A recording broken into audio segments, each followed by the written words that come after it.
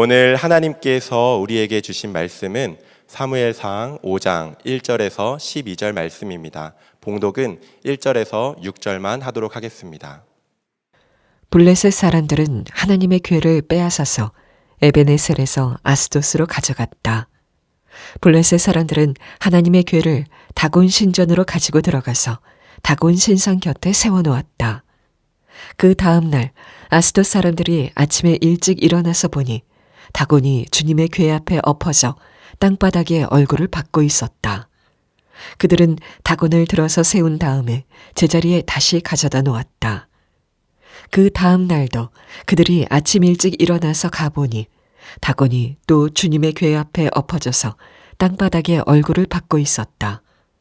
다곤의 머리와 두 팔목이 부러져서 문지방 위에 나뒹굴었고 다곤은 몸통만 남아 있었다. 그래서 오늘날까지도 다곤의 제사장들과 다곤 신전에서 예배하는 사람들은 아스돗에 있는 다곤 신전에 들어갈 때 문지방 위를 밟지 않고 넘어서 들어간다. 주님께서 아스돗 사람들을 무섭게 내리치셨다. 주님께서 그들에게 악성 종양 재앙을 내리셔서 아스돗과 그 지역 사람들을 망하게 하셨다.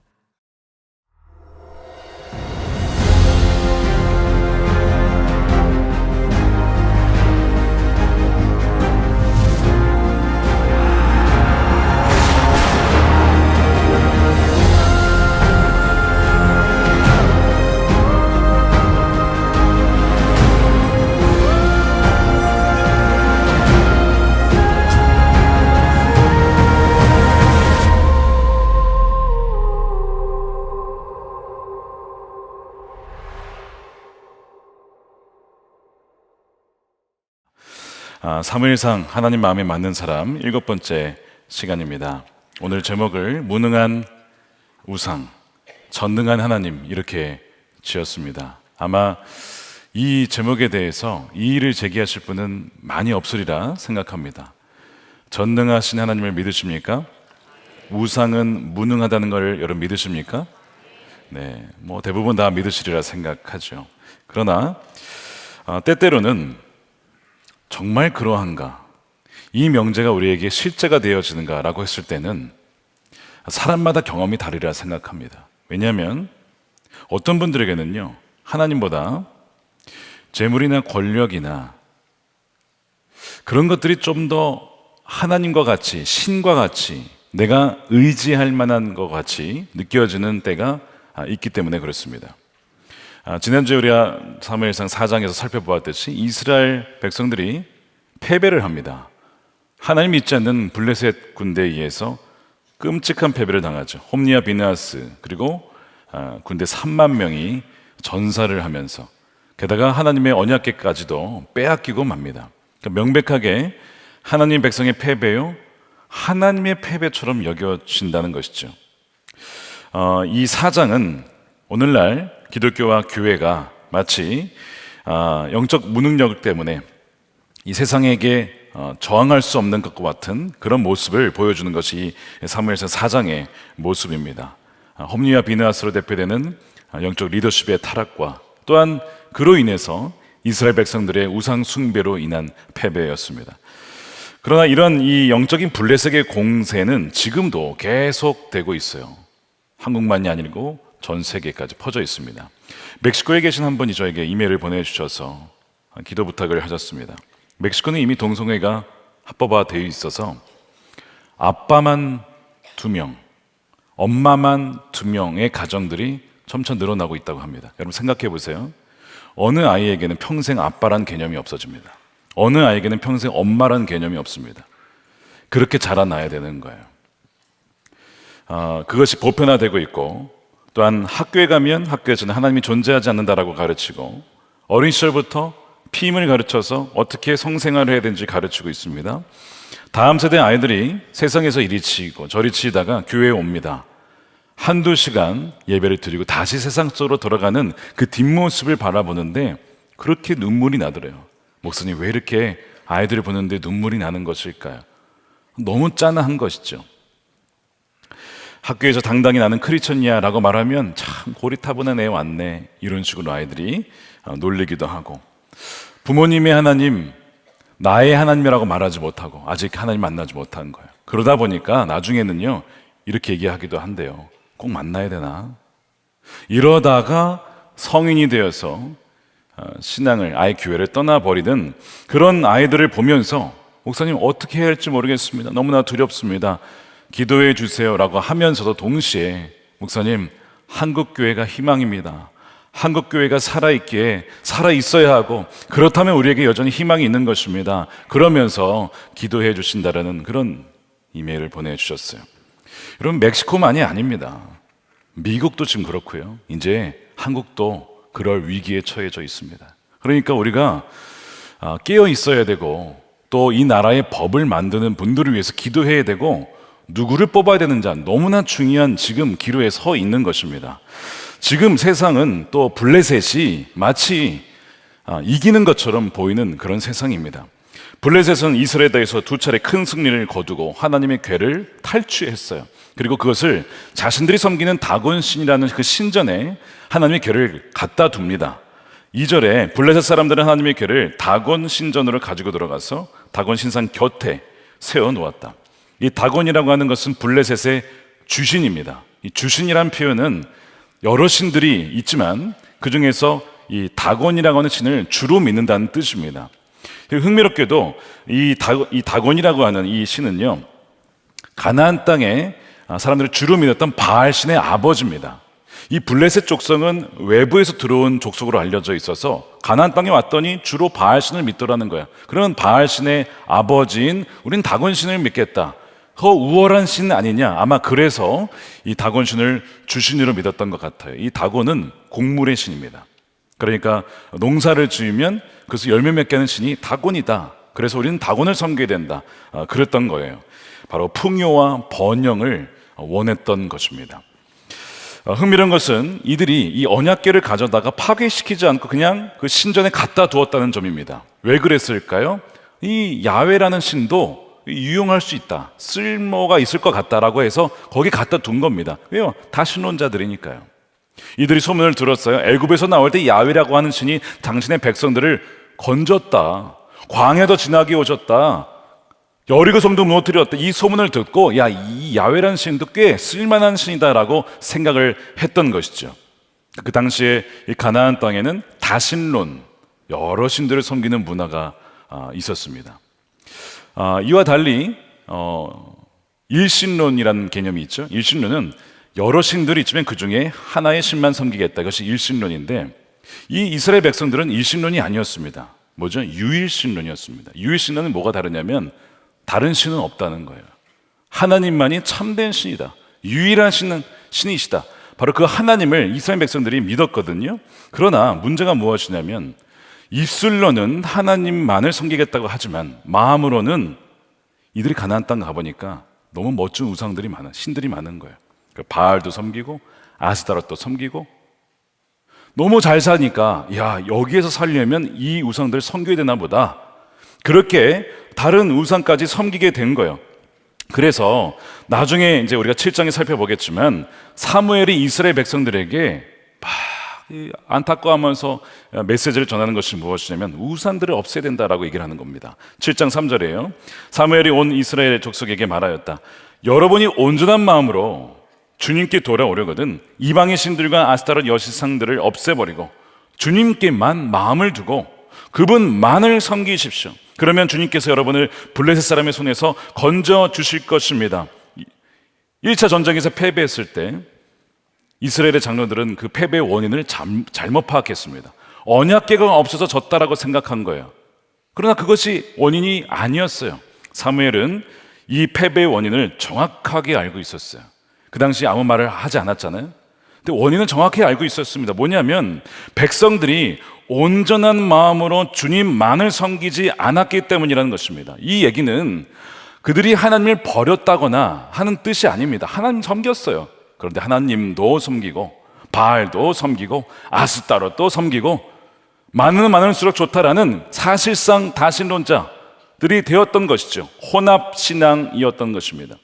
바로 이것이 그들이 전쟁에서 패배한 원인이었습니다. 양다리를 걸치고 문어발식의 신앙을 가졌던 것, 바로 이것이 패배의 원인이었어요. 그러니까 여러분 꼭 기억하셔야 됩니다. 이스라엘이 패한 것은 블레셋이 너무 강해서 진 것이 아닙니다. 그리스도인들이 세상에 지는 것은 세상이 너무 강해서가 아니고 하나님만 섬기지 않고 하나님도 섬기고 우상도 섬기기 때문에 지는 것입니다. 그것이 바로 문제의 원인이었어요. 주님을 향한 이 초점이 흐려지고 두 마음을 품었기 때문에 그렇다는 거예요. 믿음이 약해졌기 때문입니다. 오직 하나님만 신뢰했던 이들은 승승장구했습니다. 하나님이 이기게 하셨어요. 그러나 하나님을 잊어버리고 하나님 말씀에 청정하지 않을 때에 자신의 능력과 경험과 재물을 하나님이 주신 복인데 어느덧 하나님이 주신 선물을 더 의지할 때, 신뢰할 때에 그들은 항상 패했다는 것이 이 성경의 역사고, 이것은 지금 우리의 삶에도 똑같이 적용된다는 것이죠. 그래서 하나님이 이스라엘을 떠난 것이 아니고, 그래서 패한 것이 아니라 그들이 하나님을 사실상 떠났기에 패하게 된 것입니다. 지금 우리의 삶은 어떨까요? 정말 내가 하나님만 섬긴다라고 여러분 그렇게 고백하실 수 있겠습니까? 그런 점에서 오늘날 젊은 세대가 지금 지난 10년간 거의 50%가 떠나갔다고 했잖아요. 지금 인터넷에 가보면 넷플릭스를 비롯해서 너무나 이 사람들을 유혹하는, 아이들을 유혹하는 이런 것이 많아서 신앙을 버린다라고 보면 안 된다는 것입니다. 원래 세상은 그렇게 예전이나 지금이나 똑같았어요. 예전에 이런 시대가 있었다고 하면, 처음에 TV 나왔을 때 이제 교회는 망했다, TV가 나오는데 왜 사람들이 교회 가겠냐, 극장이 오픈했을 때 야, 극장 가면 이제 극장과 경쟁해야 된다, 그런 시대가 있었대요. 항상 시대는 그런 식으로 다른 방식으로 나타나겠지만 사실 본질은 똑같은 거예요. 세상은 변한 것이 없는데 변한 것은, 변질된 것은 바로 교회고 하나님의 백성이에요. 그의 마음이, 중심이 바뀐 것입니다. 그래서 백성들이 하나님 백성답게 살지 못하고 교회가 교회답지 못하여서, 그래서 세상과 똑같이 교회도 하나님 백성들도 바알과 아스다롯에 기웃거리며 굽신거리며 권력과 돈을 쫓아, 그것이 바로 패배의 원인이 된 것입니다. 번영도 권력도 결코 신이 될 수 없지요. 하나님이 주시는 거예요. 권력을 주셔서 그걸 가지고 다스리라, 내 뜻대로 통치해라 라고 주시는 것이고, 재정도 내 뜻대로 흘려보내라, 주인의 뜻에 따라 사람들을 섬겨라 라고 주시는 것인데, 어느덧 그것이 신이 되어버리는 이 세상을 우리가 살고 있는 거예요. 하나님께서 이 애굽에 종살이하던 백성들을 건져주셨어요. 그리고 시내산으로 데려와서 모세를 통하여서 십계명을 주십니다. 마틴 루터가 이런 얘기를 했습니다. 십계명을 온전히 아는 사람은 성경 전체를 아는 것이다. 왜냐하면 바로 이 십계명에 하나님을 이렇게 사랑해야 된다, 이웃을 이렇게 사랑해야 된다, 이 두 가지 대명령이 다 그 십계명에 들어가 있거든요. 그래서 이 십계명이라고 하는 것은 뭐냐면, 하나님께 속한 백성들이 이 세상에 살면서 이 세상과 또한 다르게 살아가는 하나님 나라의 백성들의 삶의 방식이 이런 것이다 라고 보여주는 것이 십계명입니다. 하나님이 직접 써주셨어요. 그런데 그 중에서도 가장 중요한 것이 여러분 첫 번째 계명이죠. 첫 번째 계명이 뭐죠? 성경이 있으시면 뒷페이지를 쳐보시면 십계명이 있습니다. 십계명의 첫 계명, 자, 출애굽기서 20장 3절 말씀을 함께 읽겠습니다. 시작. 너희는 내 앞에서 다른 신들을 섬기지 못한다. 이게 첫 번째입니다. 처음부터 하나님만을 섬겨야 된다라고 하는 것이 가장 중요한 거예요. 하나님을 사랑한다면, 하나님을 정말 내가 유일하게 사랑한다면 다른 연인 유혹받아서 사랑하면 안 되죠. 그런 건 사랑하는 것이 아닙니다. 근데 여러분 이 구절을 잘 보시면요, 질문을 가지셔야 돼요. 다른 신들이라는 표현이 있습니다. 다른 신들이라고 하는 것은 하나님이 혹시 다른 신들의 존재를 인정하시는 건가? 라고 하는 질문입니다. 제가 군대에 있을 때에 예수님을 믿지 않으셨던 참모장님 대령께서 군종 참모님이셨던 소령 목사님께 질문을 던진 것을 제가 옆에서 들었습니다. 이런 질문이었습니다. 군종 참모님, 목사님, 저는 믿지 않지만 십계명에 보면 첫 번째 계명이 나 외에 다른 신들을 섬기지 말라라고 되어 있는데, 그 말은 하나님도 다른 신들의 존재를 인정한 것 아닙니까? 누군가가 믿지 않는 분이 이런 질문을 여러분들에게 하신다면 여러분은 어떻게 대답하시겠습니까? 다른 신들의 그러네. 여러분 이렇게 하시면 안 됩니다. 그러니까 여러분 오늘 잘 들으셨다가 혹시 이런 질문 들으시면 대답할 수 있게 되기를 원합니다. 사실 그냥 읽어보면 하나님께서 다른 신들의 존재를 인정하는 것처럼 보여. 그런 뉘앙스를 풍깁니다. 그래서 이 질문을 이렇게 바꿀 수가 있어요. 다른 신들은 정말 그 존재는 없던 무엇인가, something인가, 아니면 이름은 있지만 아무것도 아닌 nothing인가, 이 질문을 바꿔볼 수가 있어요. 성경은 분명하게 정답을 얘기를 합니다. 뭐냐면 우상은 아무것도 아니다, nothing이라고 얘기를 해요. 예레미야서 10장 5절에 그것들, 우상들은 논에 세운 허수아비와 같아서 말을 하지 못한다. 걸어다닐 수도 없으니 늘 누가 메고 다녀야 한다. 그것들은 사람에게 재앙을 내릴 수도 없고 복을 내릴 수도 없으니 너희는 그것을 두려워하지 말아라. 아무것도 아니다. 왜 우상에게 절을 하고 우상을 의지하냐? 이게 무슨 신이냐? 사람들이 들고 다녀야 돼요.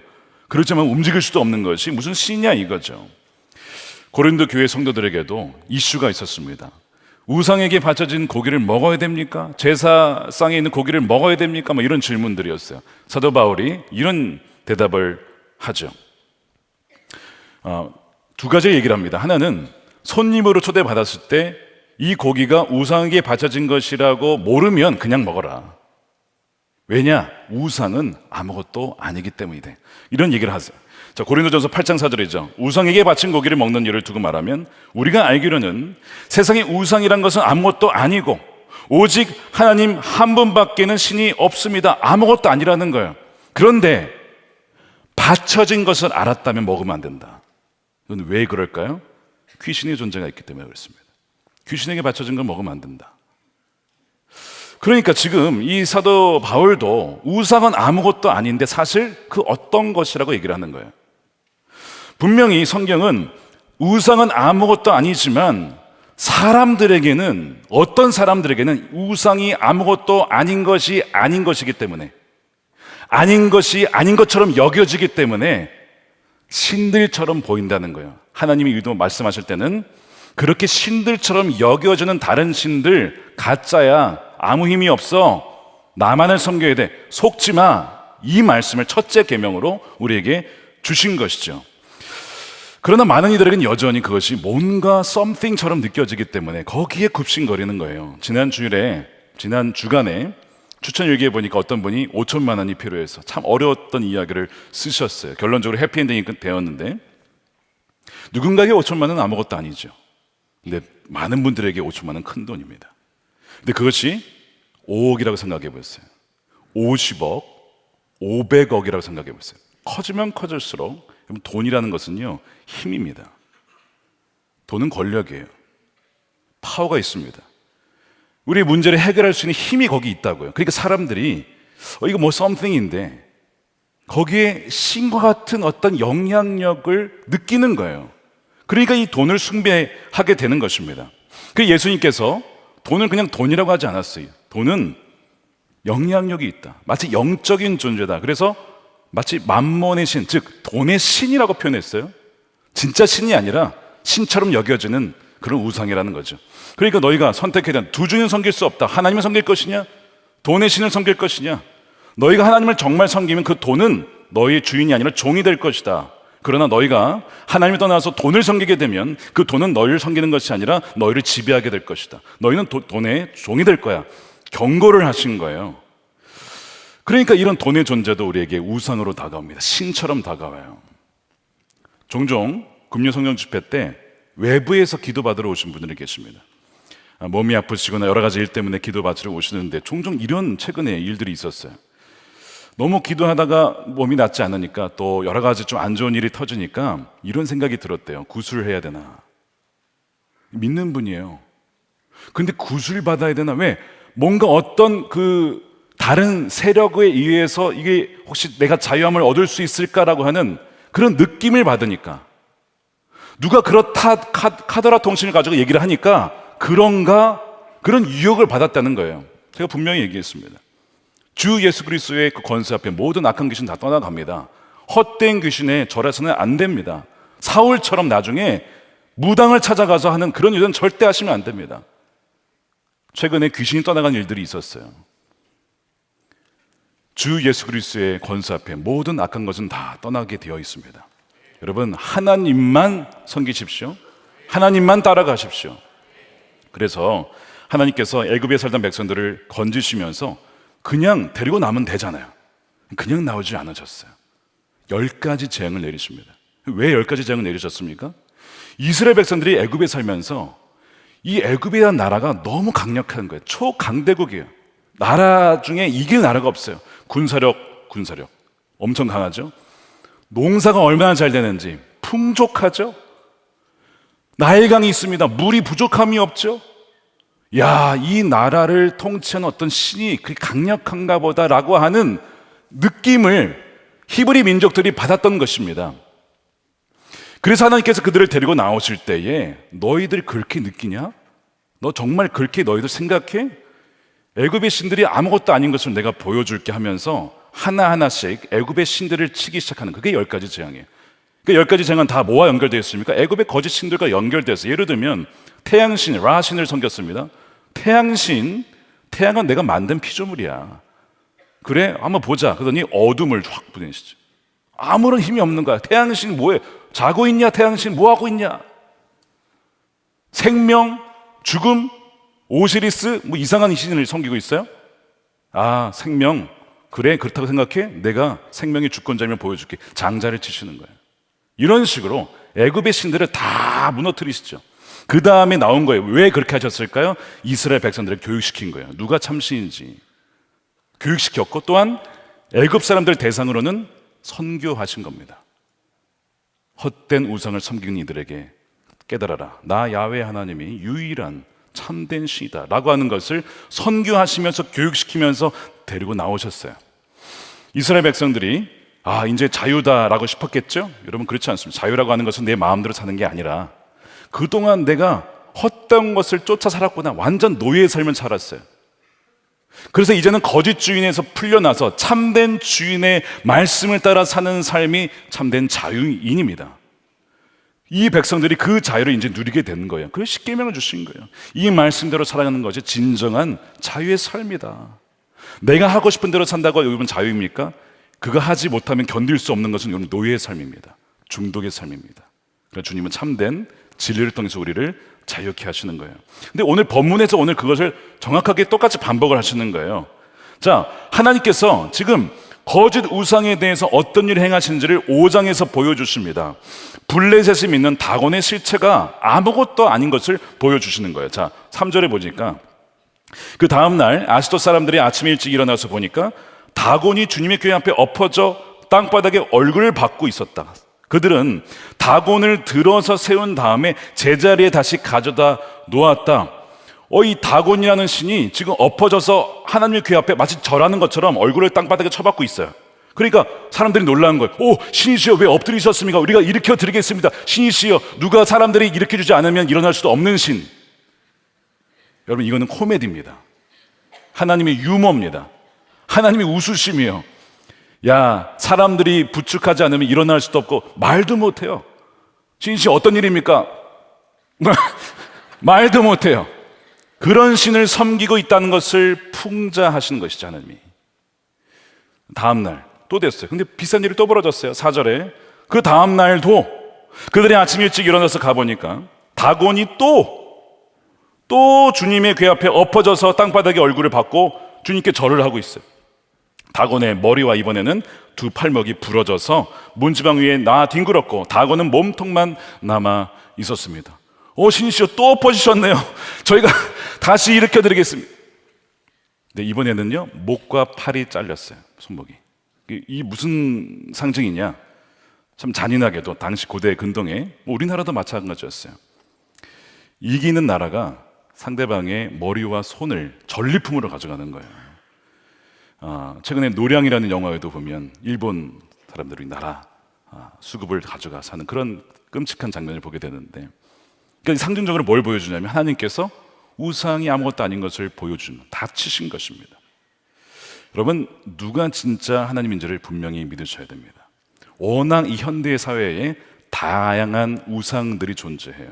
말씀드린 것처럼 풍요와 쾌락과 권력과 명예, 인기, 여러 가지 우상들이 우리를 유혹하기 때문에 여러분, 거기에 절대 속으시면 안 됩니다. 하나님이 지으신 선한 것들인데 어느 순간 그것이 우리의 신이 되어가는, 거기서 정신 차려야 된다는 것을 보여주시는 것이죠. 하나님의 손은 우상을 섬기는 자들을 치십니다. 6절 보세요. 주님께서 아스돗 사람들, 우상 숭배자들이잖아요, 무섭게 내리치셨다. 주님께서 그들에게 악성 종양 재앙을 내리셔서 망하게 하셨다는 거예요. 이 악성 종양이 무엇일까?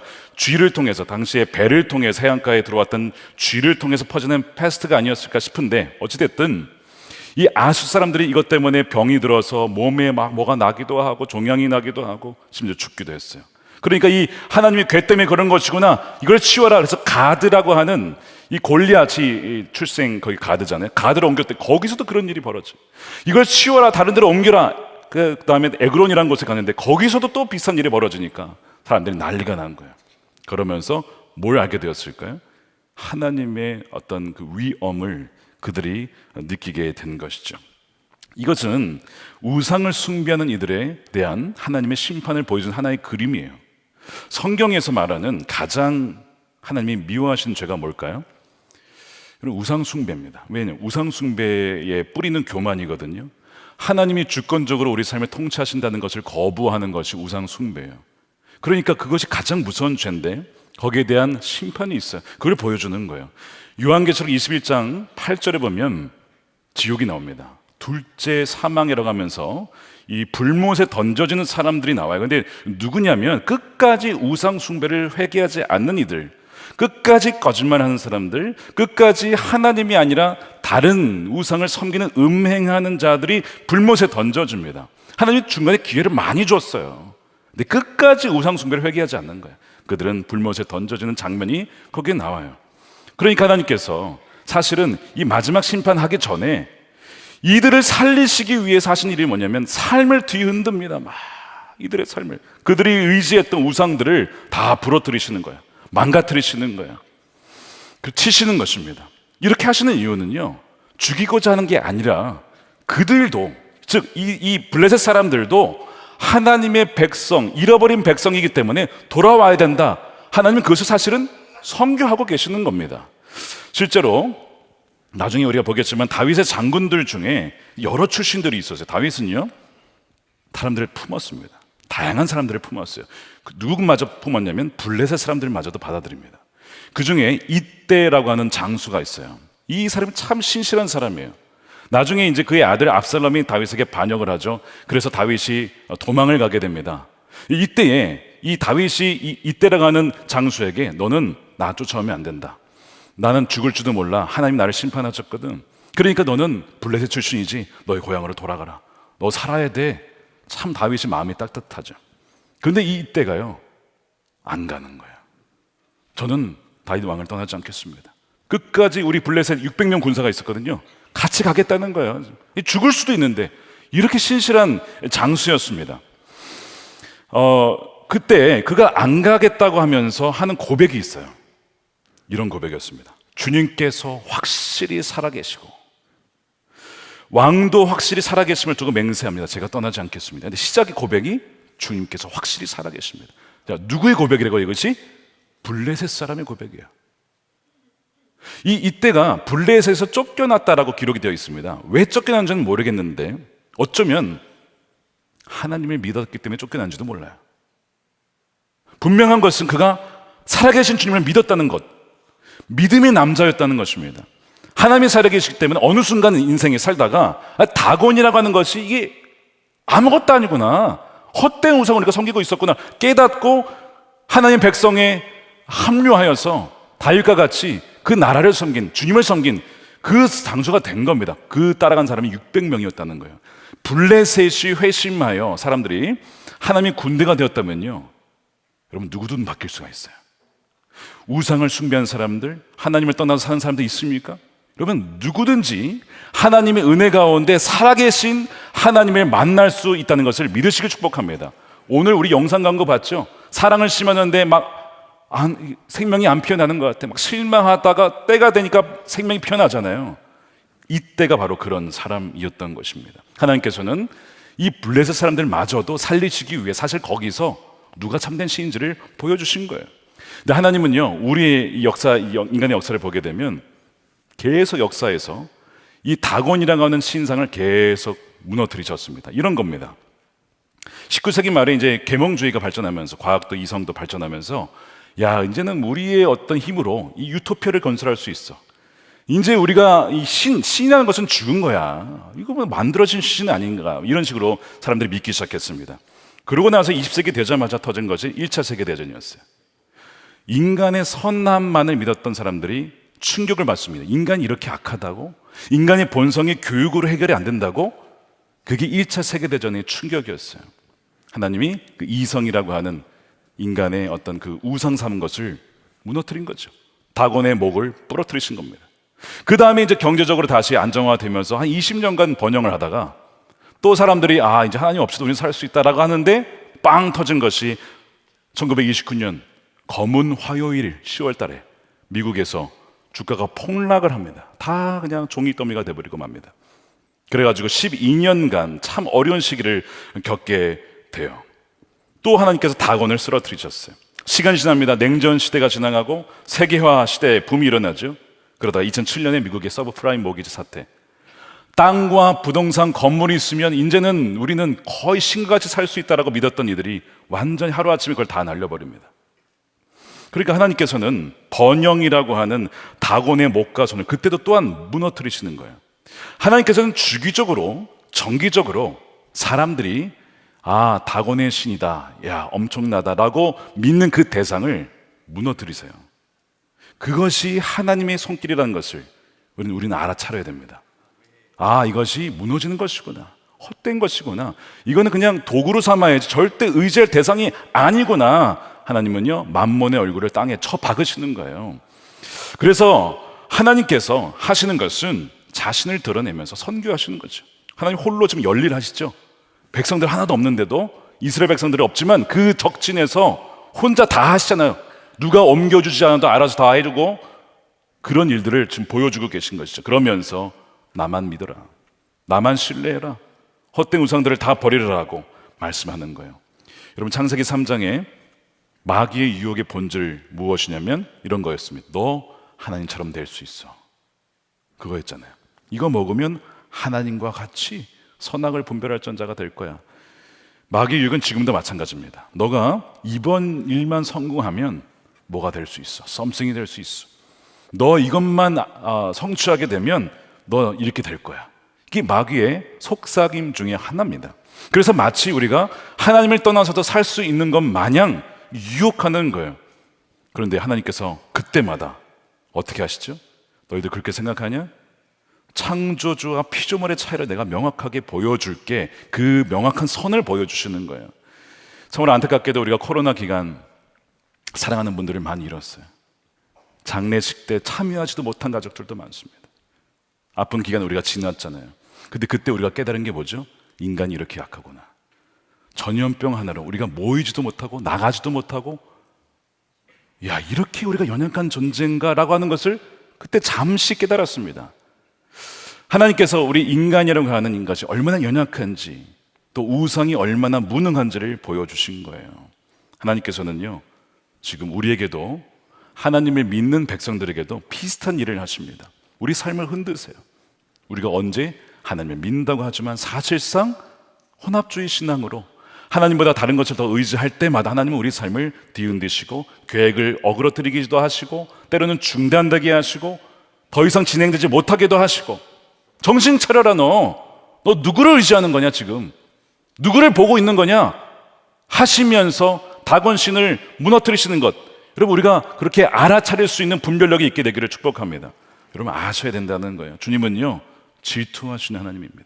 거룩하신 분이라서 우리가 하나님 외에 다른 신을, 다른 우상을 섬기는 것을 용납하지 않으세요. 우리 너무 사랑하시기 때문에 그래요.